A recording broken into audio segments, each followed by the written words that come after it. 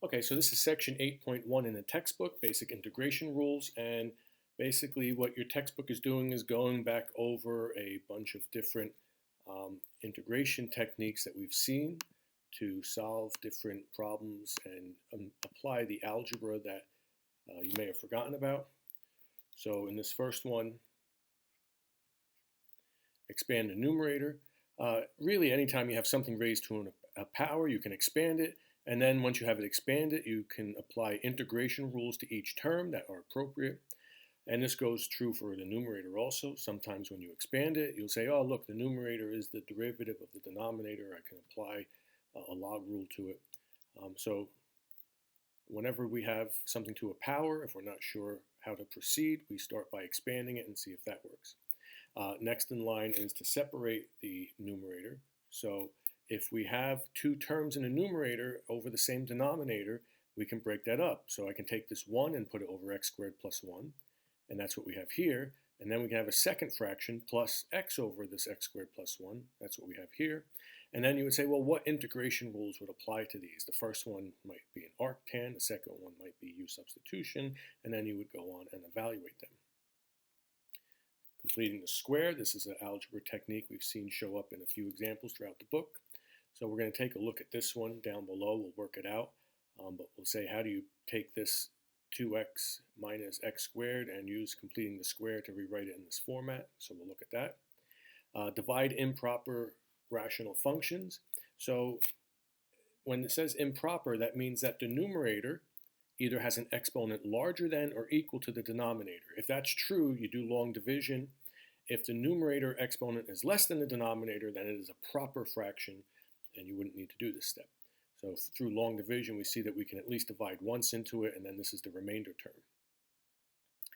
Add and subtract terms in the numerator. So if you add and subtract a term, that means that you really changed it by 0. See the 2x here, but now it's 2x plus 2 minus 2.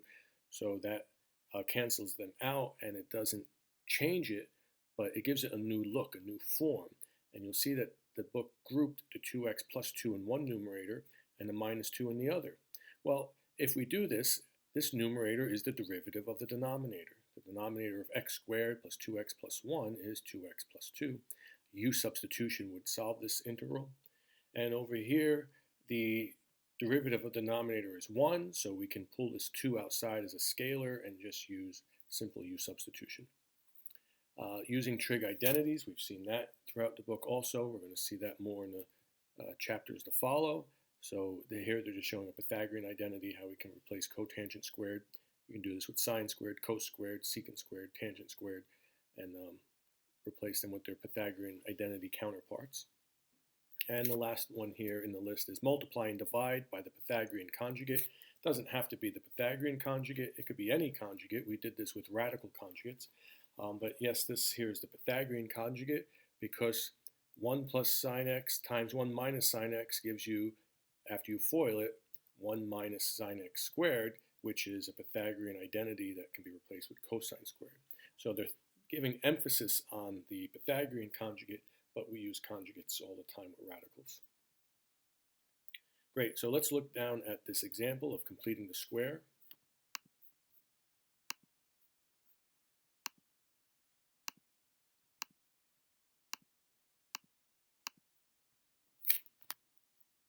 So we have this radical 2x minus x squared, and we want to just focus on what's underneath the radical and expand it so we can complete the square with that expression. So I'm going to rearrange it into standard form, negative x squared plus 2x. And before we can think about completing the square, we need to get a positive out in front. So we're going to factor out a negative 1.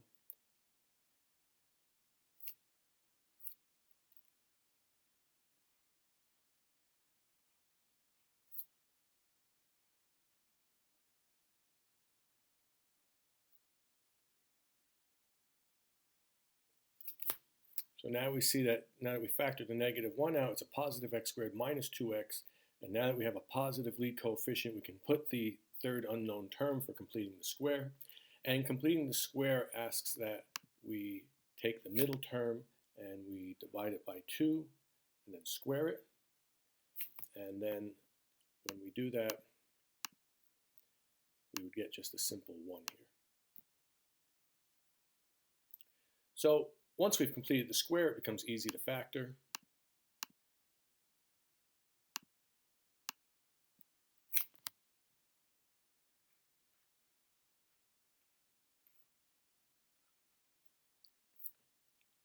And we have this -1 out front still, but we've changed the problem. We've changed the problem right here. You see this wasn't part of the original problem. And we say, well, how does that change it? We see it's a +1 here, but this +1 is really being multiplied by this -1 out front. That means we really changed this by -1. Well, we saw one of the rules up above said to add and subtract. If we come back, it says add and subtract terms in the numerator. This is true of anywhere we can add and subtract terms to cancel out to be 0. We can add 2 minus 2. Well, guess what? We just subtracted 1. We should add 1. So I can put a +1 out front here. And the purpose of that is to cancel the -1 that's inside these parentheses. That means we have not changed the expression at all.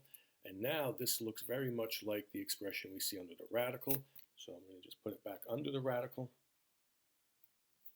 And we see that we can change the radical from 1 over 2x minus x squared to 1 over 1 minus x minus 1 in parentheses squared. This is the result of factoring the trinomial that we constructed as a perfect square trinomial.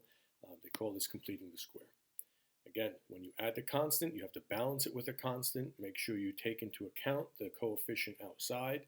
If this were a number other than 1, such as 4, then that means we would have changed it by 4 or -4. We would have to counter it with the opposite value out in front. Good. So those are the different strategies that the book uses. Let's look at some of the examples where it's applied. So this section is really considered a review section mostly. So I'm going to run through it quickly in most of the examples unless something needs to be worked out. You can read this in the book. I'm going to save a lot of my lecturing for the new topics such as 8.2 where we have integration by parts and 8.3 where we deal with trigonometric integration techniques. I'm just going to run through some of these using the book examples because it's really considered review content. So here we have this example with 3 integrals that look very similar. And even though they look very similar, we have to choose the appropriate integration techniques. And if we look at the first one, we say, well, this looks like it could be an arctangent because I have a u squared and an a squared, and a constant I can always move out front. So you would say, well, if u squared is equal to x squared,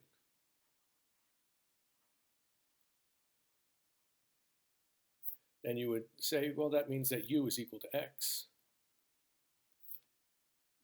And then du must equal 1 dx. And that's why we end up moving our 4 out front. This way we can have a 1 over here. And we would be left with a 1 dx that we can replace with du. And we can set it up as the formula that we had for arctangent. And here we have the 9. We would say, well, that's our a squared. If a squared is 9, then a must be 3. And we have our answer here for arctangent using the arctan integral formula. So this is a review topic. Really our question here was, did we identify that this was an arctan? And once we identified that this required arctan, we say, well, then what does the next one require? And if that's arctan, often what we look at is we say, can I use u substitution? If I use u substitution, if I let the entire bottom be u, then du would be 2x dx. And we say, well, we got 4x dx, so that's pretty good. I can just factor out a 2 from this, and then I would have my 2x dx, and this becomes an easy u substitution problem. And you see that's what they've done here. They've factored out a 2 and put it out in front of the integral. We're left with 2x dx, and the denominator becomes our u, the numerator becomes our du, and integration gives us a natural log. Back substitution replaces the u with what we originally substituted it for. So here's our final answer. And again, we've seen many problems like this. This is nothing new.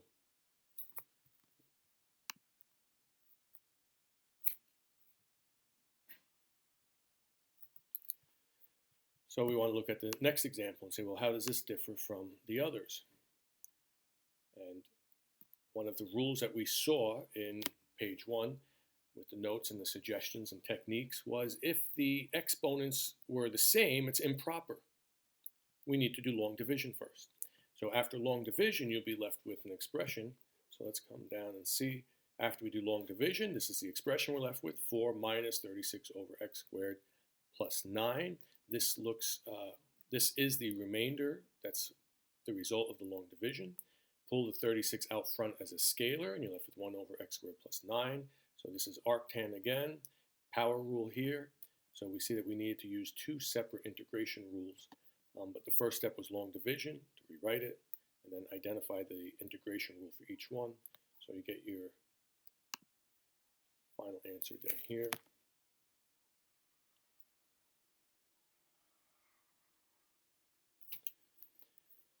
And that was the purpose of this page, just to show you 3 similar integrals that we had to use different techniques for and recognize them.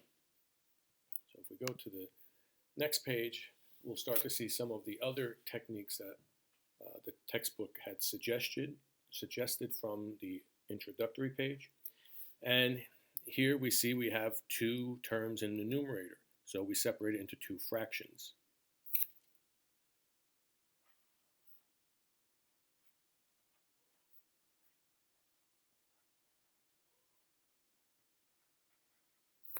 Again, the denominator has to match so that if we were to recombine them, we would get back the fraction we started with. But now that we've separated them, we say, well, can U substitution work here? Yes, the derivative of 4 minus x squared is negative 2x. This can be adjusted with a constant. We can make that work. This one, U substitution will not work with, because when we take the derivative of the denominator, we need a negative 2x. There's no x term here. Since there's no x term, we should be looking for another rule, and you should recognize this as arcsine, which we see down here in the antiderivative. So again, these are things that you have to review and practice. It's old stuff. Section 8.1 is just a chance to review them and see multiple rules show up in the same problems. So here, this one, we see that we have something that looks similar to what we just did with arcsine on the previous page. We see that there is a constant on top with a radical down below. So we say it's kind of similar, but I don't have a constant on top. I have x to the second power. Well, we're not sure if this is arcsine, but originally we want to say maybe it is arcsine. If that's the case, this would have to be our u squared. So we always start by saying if u squared is equal to x to the 6th, then what does u equal?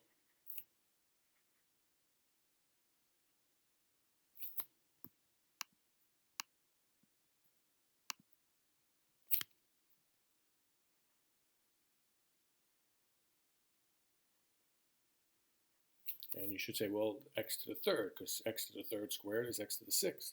Great. If u is equal to x to the 6th, then what is du?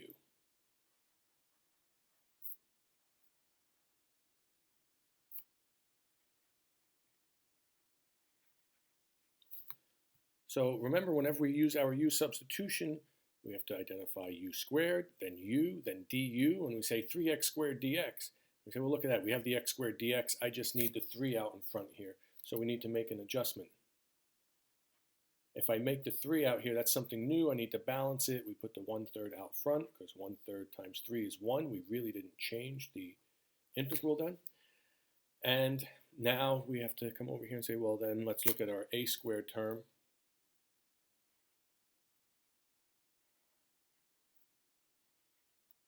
If a squared is 16, then a is equal to 4. Good.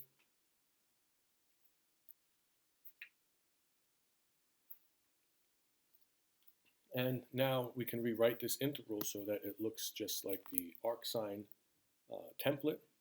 So 1/3, the integral. I'm going to replace the 3x squared dx with du.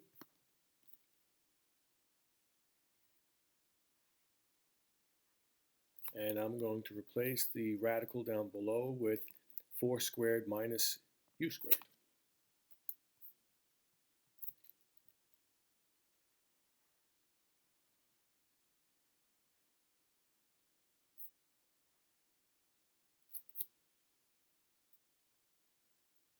Now, according to our arcsine formula, we can write this as 1/3 arcsine of u over 4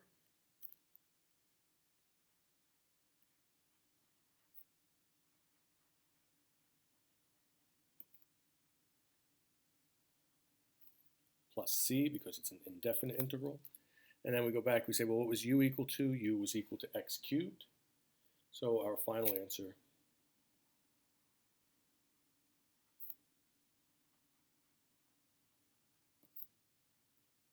is 1/3 arcsine of x cubed over 4 plus c.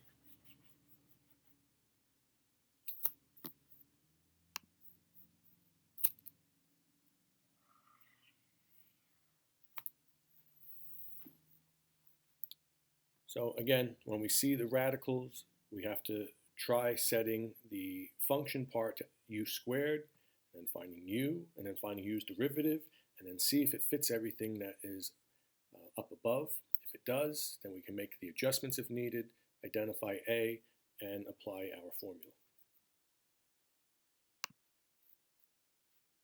So here's one of the plus minus ones that they suggested in the rules on page 1. And you see that originally this was 1 over 1 plus e to the x. And the thought process here is, well, generally when we have fractions, we like to use the denominator as our u. And we say, well, if the denominator is our u, the derivative of 1 plus e to the x would be e to the x. And I don't have that here.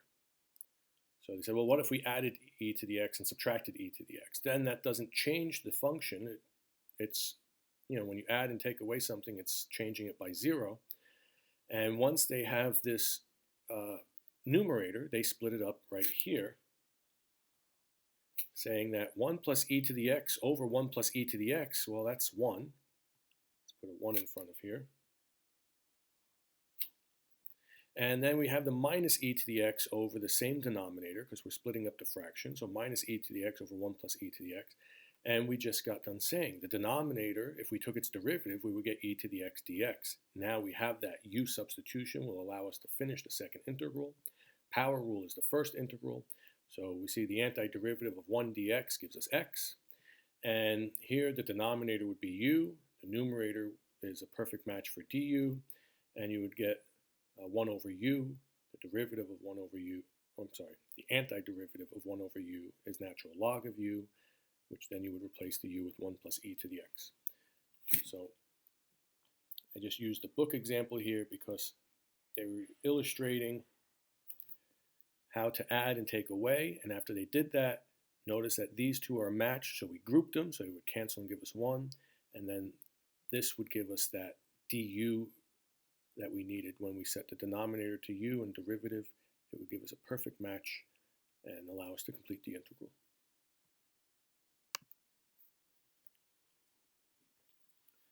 So here's another one. Again, sometimes these can get overwhelming and tricky, but if you look at it, you say, well, natural log of u, I had given you a chain rule formula for natural log with a function inside, d dx of natural log with a function of x inside. We said to get this derivative, we would take f prime of x over f of x. And this is the shortcut for the chain rule derivative of natural log with a function inside. So what's the inside function here? The inside function is sine of x. So if the inside function is sine of x, what's its derivative? Cosine of x. So cosine of x would go in the numerator, sine of x in the denominator. And that's what they have here, cosine of x over sine of x, which is cotangent. So with that said, you let this be your u, because the derivative of u matches cotangent x, which is your du. So this integral gets reduced down to a very simple u du, which is the power rule. You have 1/2 u squared plus c, and then you replace the u with what you substituted it for in the first place, the natural log of sine x. And then don't forget the square around your natural log expression. So we've done many of these U substitution problems. This one just looks a little bit trickier than the ones we've seen before. So that means that whenever you see a natural log with a function inside, sometimes choose it as your U and see if the derivative that results matches the accompanying function.